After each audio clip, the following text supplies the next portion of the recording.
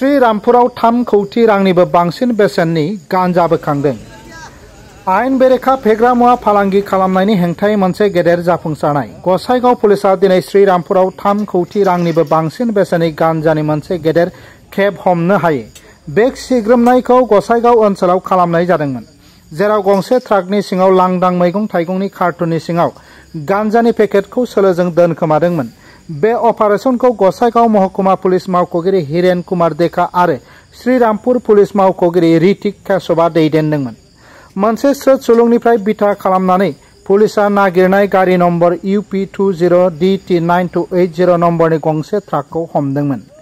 मोजाङै नायगिदिंनायनि उनाव मावख'गिरिफोरा मैगं थाइगंनि कार्टुनफोरनि मोनसे थाखोनि सिङाव 1000 किल'ग्रामसो थाखोमानाय गांजाखौ गोरलैयैनो नागिरना मोनो, जाय मुंदांखा सावथुन पुष्पायाव नुनाय आदबफोरखौ नकल खालामदोंमोन।